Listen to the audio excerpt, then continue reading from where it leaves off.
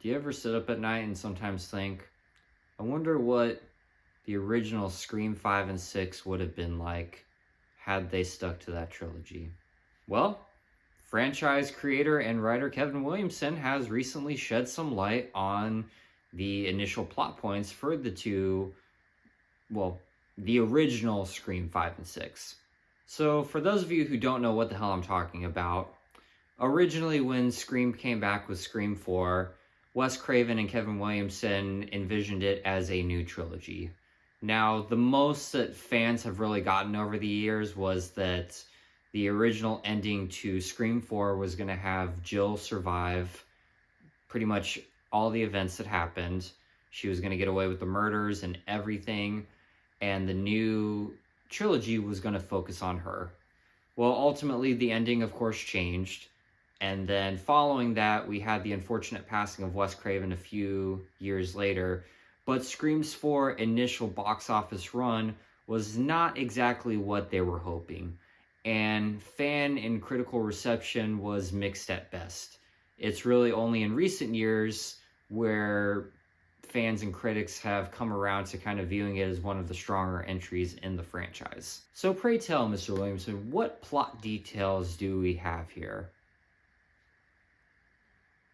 Well, he came out and said that had the original ending basically stayed the same and they stuck with the trilogy, overall, Scream 5 would have revolved around Jill being the new survivor. She's off at college, she got away with everything.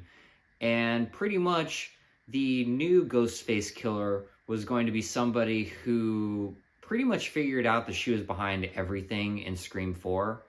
And the movie was essentially the killer taking out people in Jill's life, and Jill trying to find the killer before the killer exposes her. Now, in terms of Scream 6, Scream 6 was going to be revolving around Gale trying to find strength and find love again after Dewey's passing. Oh yeah, the original Scream 5 was also still going to kill off Dewey, so that's something that they kept. But apparently, Scream 6 was supposed to mirror the original a lot, where Gale is not necessarily the new Sydney, but she's dating a guy, and it was going to be written to be one of those, like, is he the killer or is he not the killer? And this begs the question, would this have been a better, I guess you could say, plan or outline compared to the actual Scream 5 and 6 that we got from Radio Silence?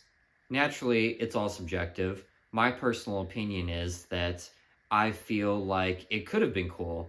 Had it been written out well enough, Kevin Williamson didn't mention, at least yet, if he had these scripts already written or if he had just the plot points outlined for the two movies. But it's written well, and if it was executed properly, I think that this would have brought a certain freshness to the franchise that, as much as I love it, it's been missing. And especially with the original plan with Scream 6, I feel like that, with certain elements too about like Jill surviving and basically the villain of the movie winning, I think that that would have also brought kind of a, not necessarily like a fresh take to the slasher genre, but something that we hadn't fully seen yet at the time. Now, I personally am a massive fan of Screams 5 and 6. I love what Radio Silence did with it. And I know that there are a lot of Scream fans who are more mixed on those movies. And then, of course, with the unfortunate behind-the-scenes drama with 7, people are trying to rewrite history and are now saying that those movies are dog shit. But at the end of the day, form your own opinion is what I'm saying. I do, however, think that had they stuck with this plan, I'm not necessarily saying that it would have been a massive success. I'm not saying that it would have done better, but I definitely think that it would have been a more compelling take. And I know some could argue, like, well, if it takes place when Jill's in college, then if we hadn't gotten it for years, let's say if they kept the original idea and the one in 2022 took place in this, you could easily just switch around some details, and instead of Jill being a college student that got away with it. Jill is just a, everyday adult who maybe she's made a fortune off of being the new survivor because she was essentially going to be the new Sydney, only in reality the audience knew that she was a cold-blooded psychotic killer. And that would probably be even cooler because now we see that she's gotten comfortable. It's been years since all the events happened, and only now she sees that somebody knows what she did. Ultimately, though, we got the real Screams 5 and 6. And once again, I'm a big fan of those movies. I know not everybody is, but once again, subjective. Will good old Kevin release some more plot details? Maybe. Bro might wait until Scream 7 has had some time in the sun and then maybe sprinkle out a few more plot details from there. No idea, but what do you guys think? Do you think that the plot points signal a much more interesting 5th and 6th entries than we got? Do you guys think that it's good that they ignored it and we just got the new Core 4 storyline that we got? Obviously, we haven't seen Scream 7 yet, so we don't know, but let us know down below. I'm interested in what you guys have to say.